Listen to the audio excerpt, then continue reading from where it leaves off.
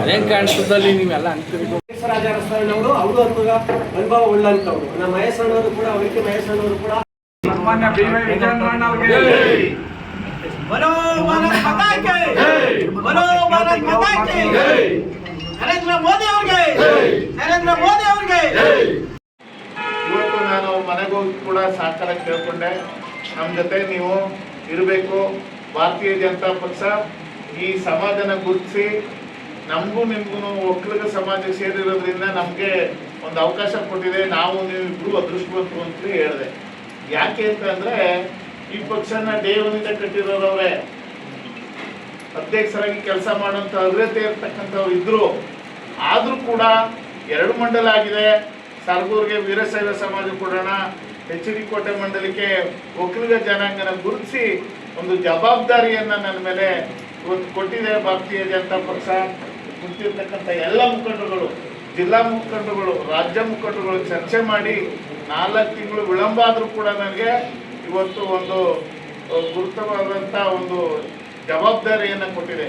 ನಮ್ಮ ಮುಂದೆ ಇರ್ತಕ್ಕಂಥ ಸವಾಲು, ಈಗ ಸೂಚನೆಯನ್ನು ಕೊಟ್ಟರು ನಮ್ಮ ಜಿಲ್ಲಾ ಕಾರ್ಯದರ್ಶಿಗಳು, ಏನು ಶಿಸ್ತುಬದ್ಧವಾಗಿರಬೇಕು, ಕಾರ್ಯಕರ್ತರ ಮನಸ್ಸು ನೋಯಿಸಬಾರ್ದು, ಲೀಡರ್ ಮನಸ್ಸು ನೋಯಿಸಲು ಕಾರ್ಯಕರ್ತರು ಮನಸ್ಸು ನೋಯಿಸಬೇಡಿ ಅಂತ ಅವರು ಆದೇಶ ಮಾಡಿದ್ದಾರೆ.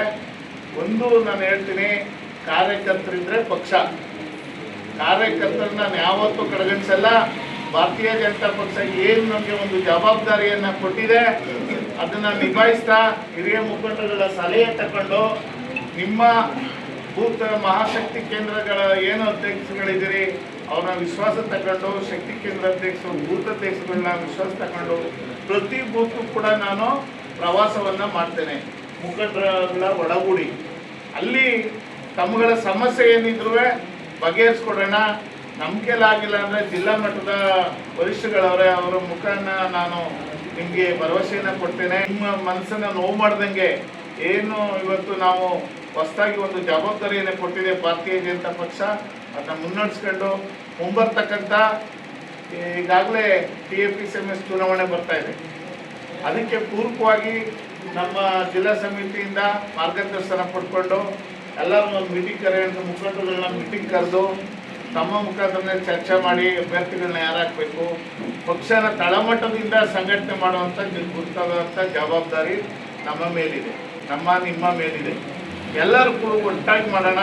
ಮುಂಬರ್ತಕ್ಕಂಥ ಗ್ರಾಮ ಪಂಚಾಯತಿ ಇರ್ಬೋದು, ಜಿಲ್ಲಾ ಪಂಚಾಯತಿ ಇರ್ಬೋದು, ತಾಲೂಕ್ ಪಂಚಾಯತಿ ಇರ್ಬೋದು, ಇವೆಲ್ಲ ಮೊದಲನೇ ಮೆಟ್ಲು. ಏನು